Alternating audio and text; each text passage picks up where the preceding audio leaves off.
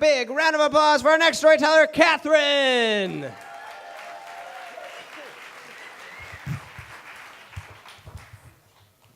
Does anybody want to hear the story about the woman who broke her foot rescuing a street goat from the jaws of a pit bull? Yeah. All right, it's part of my story.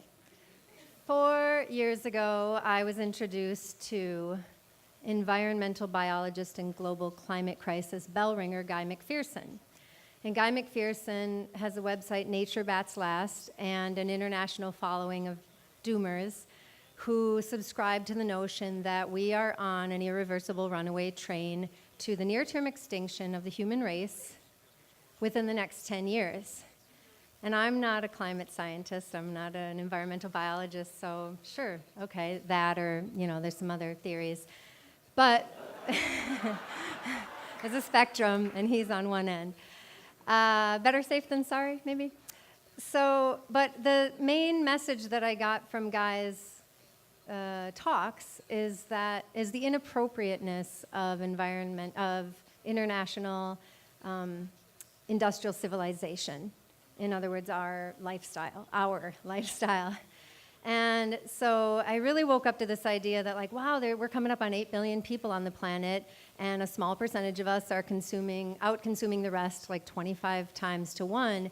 And I know that I'm doing my little part to not do more than my share, but I thought, gosh, I really feel, now that I have this knowledge, I feel compelled to remove myself from the equation. And the only way that I could figure out to do that was to leave the United States of America.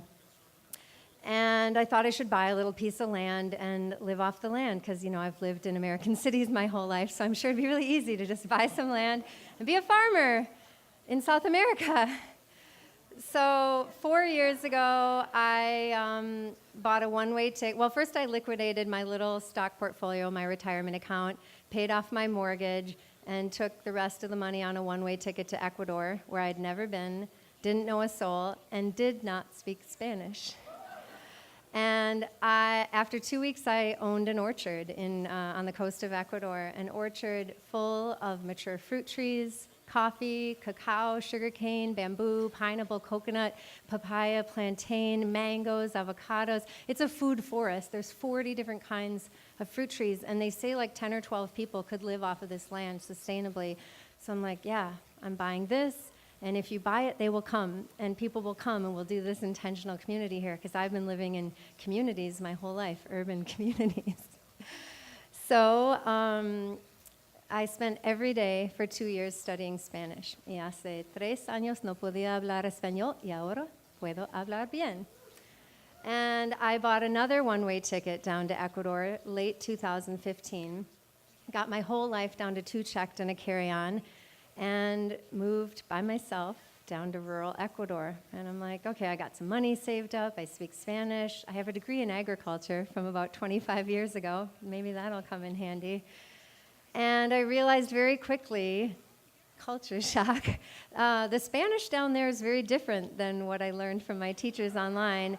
It's a very introverted culture. They're very soft-spoken, and they speak a very fast, mumbled Spanish, and I could hardly understand a word. And they're like, why don't you understand us? You speak beautiful Spanish. You can understand everything we say. So that was one hurdle.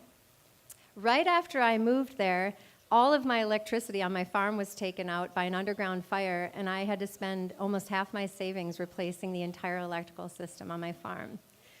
We had the largest earthquake on the planet last year in Ecuador, a 7.8. It caused damage to all 3 of my structures and scared away all the international volunteers I had staying on my farm. One day, in my weekly ride to the town to buy my raw, unpasteurized milk from the farmer, I rode my bike down there, and on the way, overheard a street goat being eaten by my neighbor's puppy pit bull. And so I spent some time rescuing it and broke my foot in the process and had to go to the hospital, where, because they didn't have an x-ray machine, they assured me my foot was not broken. My foot was broken. I know my foot was broken. And really the biggest thing, well, I had some interesting experiences with my employees. I would have to hire local guys to help me out on the farm to get the electricity put in. And they would do things like call me at home at 9 at night alone on the farm and ask me if I was home alone. No, I'm here with my friends, of course. Yeah, and my machete next to my bed that I would sleep with. And multiple international women were drugged and raped, or raped and murdered in my town, like 6, 7 women during the year that I lived there. So I decided that maybe industrial civilization wasn't so bad for this single white female. And I put my farm on the market, and a few months ago I moved back to my house in Hollywood. So if anyone's looking to buy a piece of paradise in South America, talk to me after the show.